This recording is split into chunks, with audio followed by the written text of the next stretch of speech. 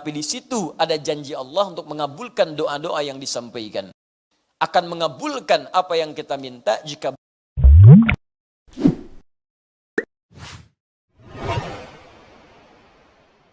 bahwa surah ini adalah sebagai pembuka dalam mushaf Al-Quran.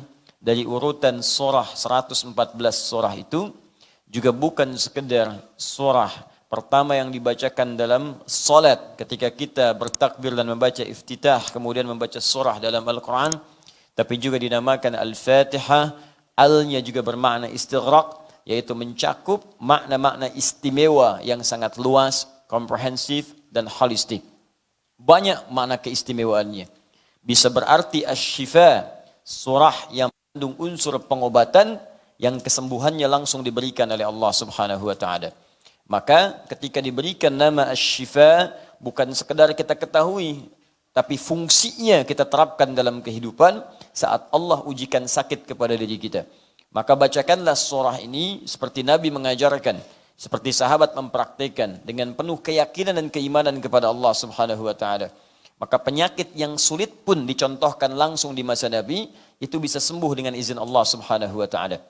Surah ini juga disebut dengan surah As-Salah atau surah Alhamdu, karena dengan bacaan surah ini dibenarkan solat seseorang, bahkan menjadi rahasia dalam solat ketika membaca surah ini. Seperti kita terangkan di pertemuan lalu, rahasia solat, rahasia Al-Fatihah, kenapa disebut dengan surah As-Salah, bahkan disebut dengan surah Alhamdu. Bukan sekedar surah ini dibacakan dalam solat saat kita berdiri, tapi ada rahasia yang tercantum dalam hadis qudsi. Ketika Allah menyampaikan, qasamtus salahu baini wa baina abdi ala nisfain wa li abdi ma sa'al.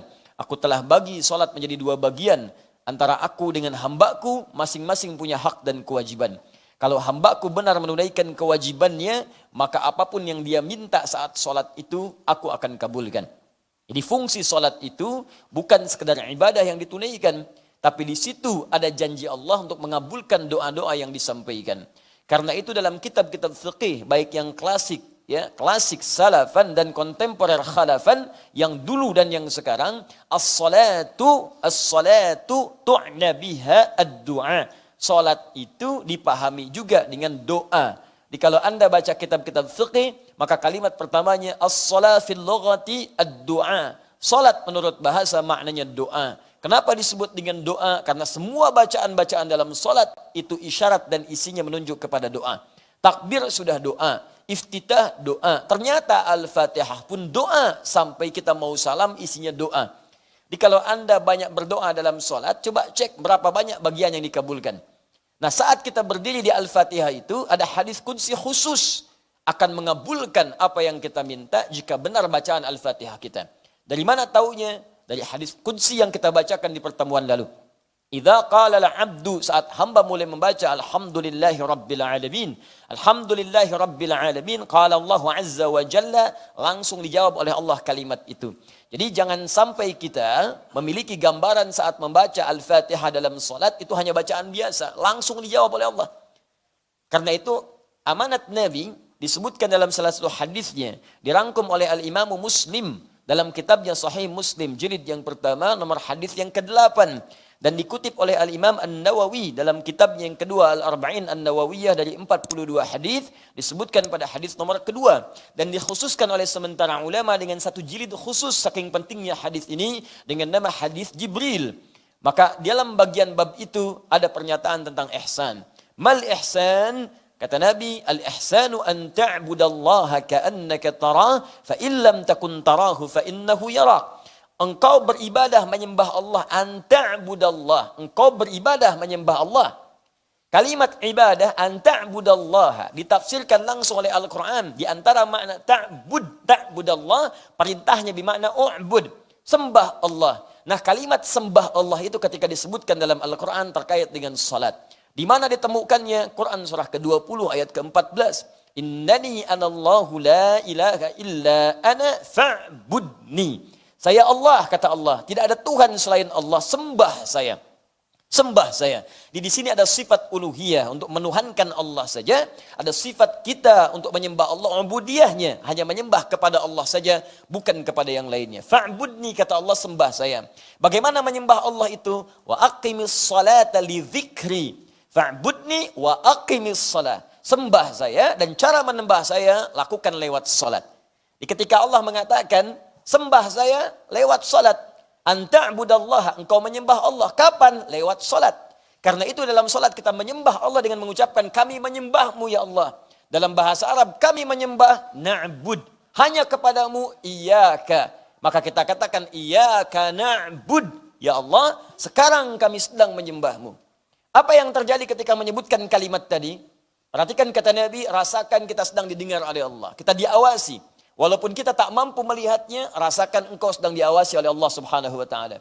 Wa idza qala al-'abdu ar-rahmanir rahim, jika hamba berkata ar-rahmanir rahim, qala Allah azza wa jalla, Allah langsung menjawab, hamadan athna alayya 'abdi, hambaku sedang menyanjungku. Wa idza qala al-'abdu maliki yaumiddin, jika hamba berkata maliki yaumiddin, qala Allah azza wa jalla, Allah menjawab majjadani 'abdi, hambaku sedang mengagungkanku.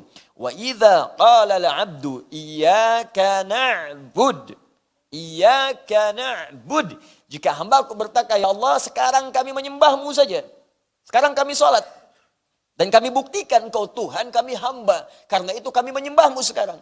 Wa iyyaka nasta'in, dan ya Allah kami hamba butuh pertolongan, kami punya masalah, butuh solusi, hanya kepadamu kami minta, karena engkau satu-satunya Tuhan kami ya Rabb.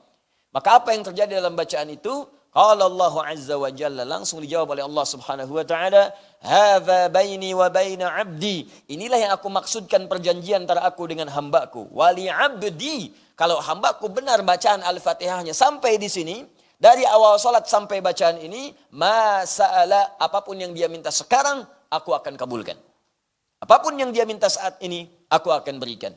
Karena itulah di zaman-zaman dahulu, bahkan zaman dahulu kala, pada zaman dahulu kala, teman-teman sekalian, sejak zaman sebelum Nabi Muhammad SAW, salat itu dimanfaatkan oleh para nabi dan orang-orang soleh untuk bermohon kepada Allah Subhanahu wa taala.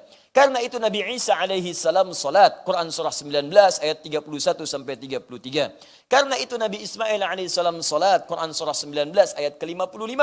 Karena itu Nabi Zakaria salat, Quran surah ketiga ayat ke-38 sampai 39. Dan menariknya, dalam berdirinya mereka memohon kepada Allah. Termasuk contoh konkret Nabi Zakaria, seperti sering kita kisahkan, bermohon dalam berdirinya saat salat, minta kepada Allah agar dikaruniakan keturunan. Hal yang mustahil, kata kebanyakan orang secara medis dan klinis, karena istrinya divonis maaf, monofos dan mandul. Mustahil punya keturunan. Tapi bagi Allah tidak ada yang mustahil. Karena itu kemudian saat meminta, langsung dikabulkan oleh Allah. Fanadathul malaikatu wa huwa qa'imun yusalli fil mihrab. Annallaha yubashshiruka biyahya. Datang malaikat sementara beliau masih berdiri dalam solatnya. Solatnya belum selesai, berdiri minta kepada Allah. Belum selesai solatnya, baru selesai doanya dalam berdirinya, langsung dikabulkan. Anda dapat kabar gembira, akan punya keturunan, bahkan namanya langsung diberikan oleh Allah, Yahya. Artinya hidup. Yang mustahil menurut sementara orang lahir dari rahim seorang perempuan yang divonis secara medis monopos dan mandul, kata Allah bagiku tidak ada yang mustahil. Jadi dan hidup dia. Dan beruntungnya kita umat Nabi Muhammad SAW, Nabi istimewa, Rasul terbaik, lahir di tempat yang paling mulia, jaminan surga yang paling hebat, Rasul paling panutan. Maka spesial untuk umatnya Nabi Muhammad SAW, jangankan meminta, setiap akan sholat langsung ditunggu oleh Allah Subhanahu wa taala, mau minta apa. Bahkan diperintahkan, ingat ya, minta. Minta kata Allah. Bahkan panggilan salat dibuka dengan panggilan minta. Turunlah Quran surah kedua Al-Baqarah ayat ke-45. Wasta'inu bis-sabri was-salat. Wasta'inu, ingat jika kalian punya persoalan, minta solusinya kepada Allah. Sabar dulu terima, setelah itu mintakan. Kapan ya Allah? Wassalah, saat salat. Mintakan kepada Allah Subhanahu wa taala. Kalimat perintah. Di saking inginnya Allah meringankan beban hidup kita. Saking inginnya Allah hidup kita itu tenang di dunia. Jangan banyak persoalan. Tenang. Allah minta kita tenang. Salat itu disebut zikir. Wa aqimis salata li dzikri. Tunaikan salat supaya menjadi zikir kepadaku. Fungsi zikir itu menenangkan jiwa. Quran surah ke-13 ayat ke-28. Ala bi dzikrillahi tatmainnul qulub. Yakinkan pada dirimu jika salatmu benar, zikirmu benar kepada Allah, dampaknya ke hati akan tenang. Jadi ketika kita dipanggil salat, itu panggilan untuk menenangkan jiwa kita. Ketika dipanggil salat, panggilan untuk memberikan solusi kepada kita. Ketika diminta salat, panggilan untuk meringankan beban hidup yang sekarang sedang kita rasakan. Jadi kalau orang sehat, orang berakal, orang cerdas, orang mengerti, dan orang mau meringankan beban hidupnya, tentu dia akan senang dengan panggilan salat, bahkan belum dipanggil, dia sudah siap-siap untuk menunaikan salat.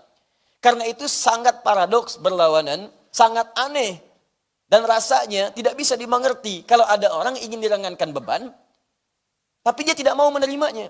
Katanya punya masalah.